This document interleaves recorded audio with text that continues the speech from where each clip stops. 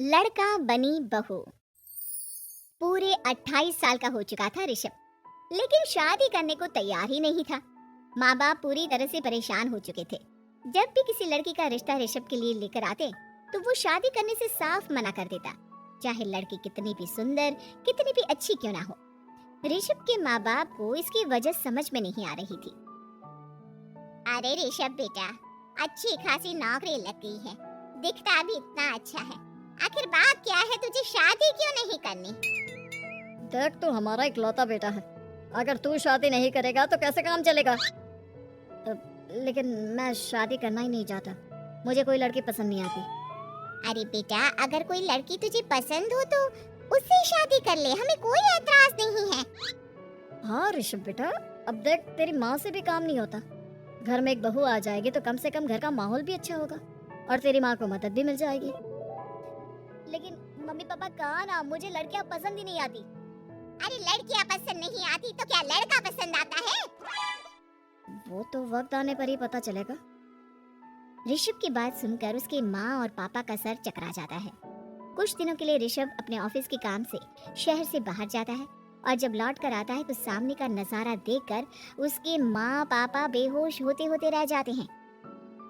अरे ये क्या, ये तुम्हारे साथ कौन है? माँ, ये दीपक है, मेरी पत्नी। हम दोनों ने शादी कर ली है। दीपक तुम्हारी पत्नी कैसे हो सकता है? अरे दीपिका होती तो बात समझ में भी आती, ये तो लड़का है। तो क्या हुआ पापा, आजकल तो ये सब फैशन में है और मैंने आपको बताया था कि मुझे लड़कियां पसंद नहीं आती। अरे तो इसका मतलब ये थोड़ी है कि तुम दीपक को दीपिका बनाकर ले आओगे। मुझे बहू चाहिए, बहू के रूप में, ये आदमी नहीं। लेकिन मम्मी जी, मैं आपके बेटे से बहुत प्यार करती हूँ, मेरा मतलब करता हूँ। अरे इसको तो करता हूँ करती हूँ का अंतर भी नहीं पता, लेकर जा इसे वापस। अगर आपने इसे घर से बाहर निकाला पापा तो मैं भी इसे के साथ चला जाऊंगा। मैं ऋषभ के बिना जी नहीं सकती, मेरा मतलब जी नहीं सकता। हमारा जिंदगी भर का साथ है, प्लीज हमें अलग मत कीजिए मम्मी जी, पापा जी। हे भगवान, ये तूने क्या दिन दिखाया? मेरे बेटे को थोड़ी अकल दे दे, लड़के को बहू बनाकर घर में ले आया है। अब क्या होगा, हम दुनिया को क्या मुंह दिखाएंगे? माँ, बेकार में परेशान हो रही हो। दीपक आपके सारे काम करेगी और एक अच्छी बहू की तरह आपके साथ रहेगी, देखना। पहले तो खुद तो क्लियर कर ले कि ये कुछ करेगा या करेगी, बाद में हम सोचते हैं कि हम क्या करें। बहू के आने के बाद क्या करते हैं, मुंह दिखाई की रस्म, तो आप भी वही कर लीजिए। आप चाहे तो मैं पूरे मोहल्ले में न्योता दे आती हूँ। अरे रहने दे, तेरी वजह से बेइज्जती और ज्यादा होगी। आई बड़ी, अब मेरा मतलब है आया बड़ा न्योता देने वाला। अगले दिन सुबह के वक्त दीपक बड़ी नजाकत से चलता हुआ सबके लिए चाय बनाकर सुबह सुबह बालकनी में आ जाता है। प्रणाम मम्मी जी, प्रणाम पापा जी। ये देखिए, चाय बिल्कुल आपकी पसंद की है।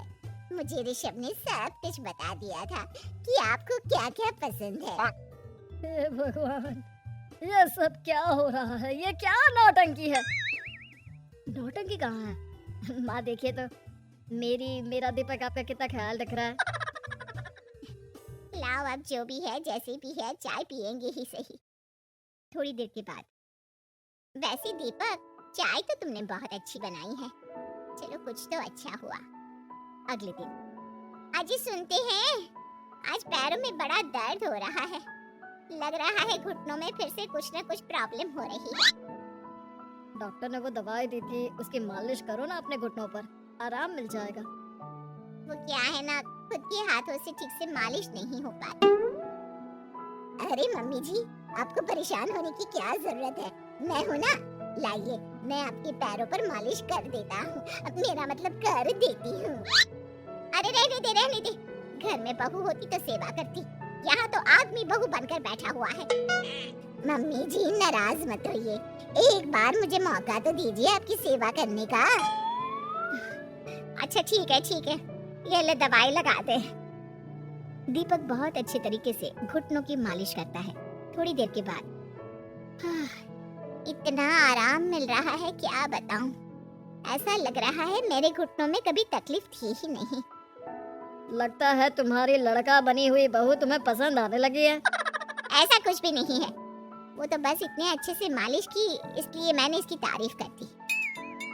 मम्मी जी पापा जी आपस में लड़ाई नहीं करते। अच्छा आप ये बताइए शाम के खाने में क्या खाएंगे? पनीर दाल मखनी पुलाव कुछ भी स्पेशल बता दीजिए। अरे भाई ये सारी चीजें मुझे तो खाने में बहुत ही पसंद है। तुम क्या कोई औरत हो जो पनीर दाल मखनी बनाओगी? हाँ अरे लड़का हो तो लड़के की तरह बिहेव किया करो ना। भले ही मैं लड़का हूँ तो क्या हुआ, अब तो मैं ऋषभ की पत्नी और आपके घर की बहू हूँ, तो मुझे उसी तरह से रहना पड़ेगा ना। अच्छा ठीक है जो तुम्हें पसंद है बना लो। आदमी रसोई में खाना बनाते हुए कैसे लगते हैं जरा मैं भी तो देखूं। शाम को दीपक सबके लिए अच्छा सा खाना बनाकर डाइनिंग टेबल पर लगा देता है। ऋषभ ऑफिस से जब लौट कर आता है सब लोग खाना खाने के लिए बैठ जाते हैं।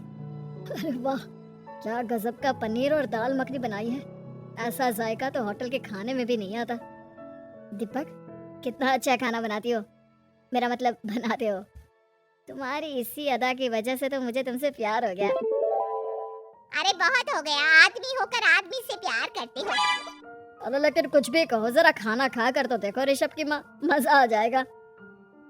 हाँ वैसे बात तो आपकी सही है, खाना तो वाकई में लाजवाब है। इतना स्वादिष्ट पनीर तो मैंने अपनी जिंदगी में नहीं खाया। कितना अच्छा होता अगर ये दीपिका होती। और फिर अगली सुबह कुछ ऐसा होता है जिसे देखकर ऋषभ के माँ और पापा ना केवल खुश होते हैं बल्कि हैरानी से उनकी आंखें फटी की फटी रह जाती हैं। उन्होंने जो नजारा अपनी आंखों के सामने देखा उसे देखकर उन्हें अपने आप पर भरोसा नहीं हुआ। सुबह का वक्त था, सब लोग बालकनी में बैठकर सुबह की चाय का इंतजार कर रहे थे। तभी रसोई में से एक बहुत ही खूबसूरत लड़की जिसके लंबे लंबे बाल थे और जिसने साड़ी पहनी हुई थी हाथ में चाय की ट्रे लेकर वहाँ आती है। अरे ये कौन है? रातों रात हमारा लड़की बहू बन गया क्या? मुझे लगता है कोई सपना देख रहा है, इतनी सुंदर बहू तो हमने सपने में भी नहीं देखी। देखा माँ, जादू हो गया जादू। अरे लेकिन ये है कौन? तुम्हारा वो आदमी वाला पत्नी कहाँ चला गया? आपने मुझे पहचाना नहीं? मैं दीपक नहीं दीपिका हूँ। इतने दिन से लड़के के कपड़े पहनकर आपके घर में आपकी बहू बनी हुई थी। माँ ये दीपक नहीं, दरअसल ये दीपिका थी, लेकिन इसे लड़कों की तरह रहने का शौक था और इसे लड़की की तरह रहना मंजूर नहीं था, इसलिए मैं इसे लड़के के रूप में आपकी बहू बनाकर यहाँ ले आया।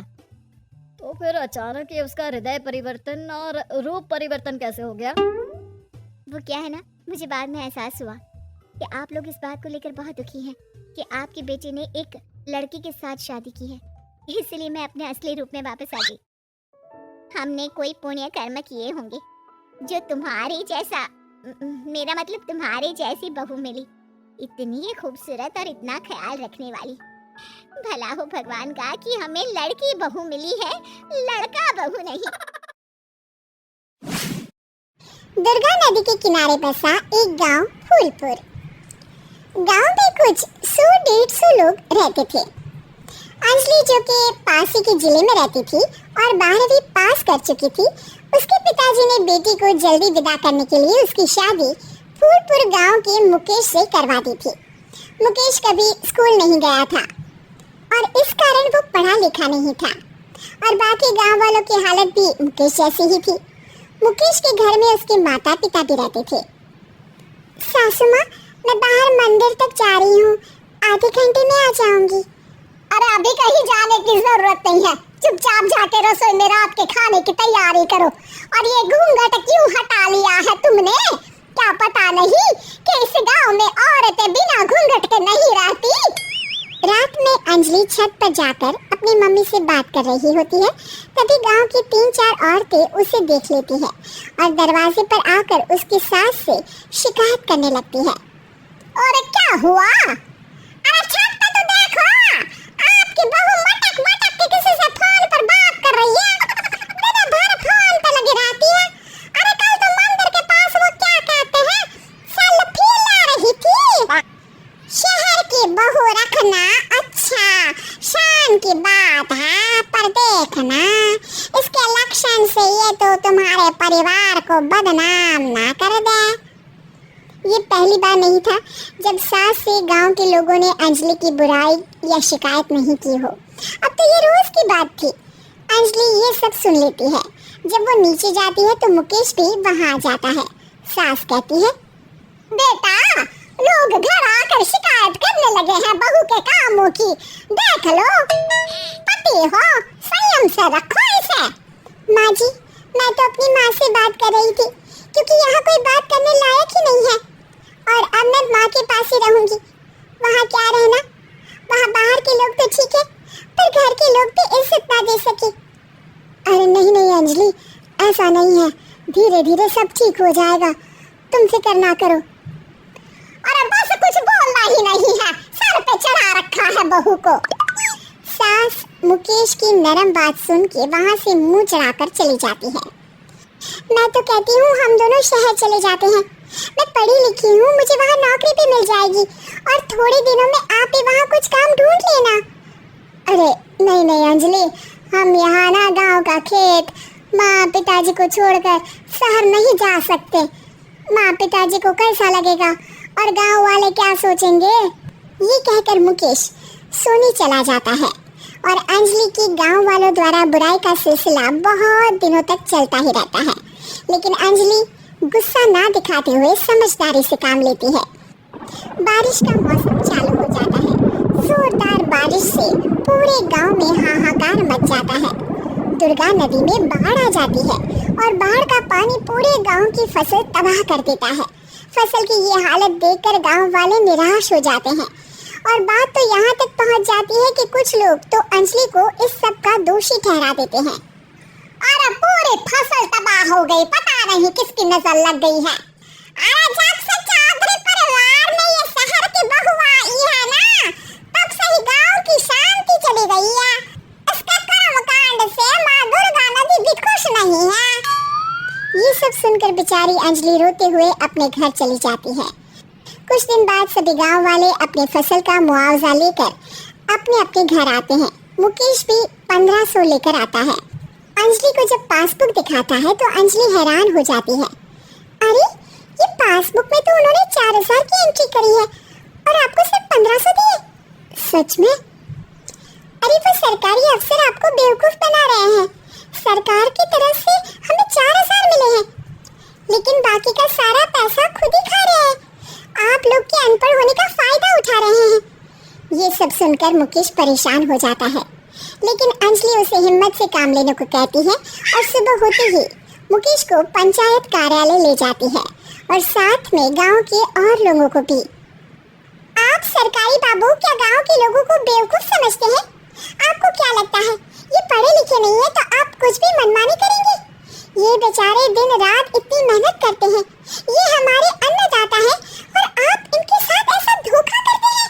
अरे क्या बके जा रही है ये लड़की, किस धोखे की बात कर रही है? अपने कांड करके नदी माँ को नाराज करके हमारा नुकसान करके इसे चैन नहीं मिला क्या? सरपंच जी, इन सरकारी बाबू ने मुझे बेवकूफ बनाया है और मेरे हिस्से के पैसे खुद चट कर गए। बस ये सुनते ही सरपंच वहाँ से दुम दबाकर भाग जाता है। पता चलता है कि जनपद अधिकारियों ने गांव के सरपंच के साथ मिलकर सबके साथ धोखा किया है। सब लोगों का विरोध शुरू हो जाता है और आखिर में अधिकारी सब गांव वालों के हिस्सों के बचे हुए पैसे उन्हें लौटा देते हैं और कई दिन तक सरपंच गांव में लौटता ही नहीं। अंजलि, तुम नहीं होती तो हम गांव वालों को तो पता ही नहीं चलता कि ये हमें हर बार बेवकूफ बनाते हैं। हाँ हाँ अंजलि बेटी, हमें माफ कर दो। हम सब तुम्हें बुरा भला कहते रहे लेकिन तुमने ही आज हमें बेवकूफ बनाने से बचाया है। हमें तुम पर गर्व है बेटी। अब समझ आया कि सरपंच तुमसे नहीं तुम्हारे पढ़े लिखे होने से नफरत करता था। क्यों ना इस बार हम अंजलि को ही सरपंच पद के लिए चुन ले? क्या कहते हो गाँव वालों? पढ़ी लिखी सरपंच। बस पूरा गांव अंजलि के लिए ताली बजाता है और अंजलि की सास उसे खुशी से गले लगा लेती है।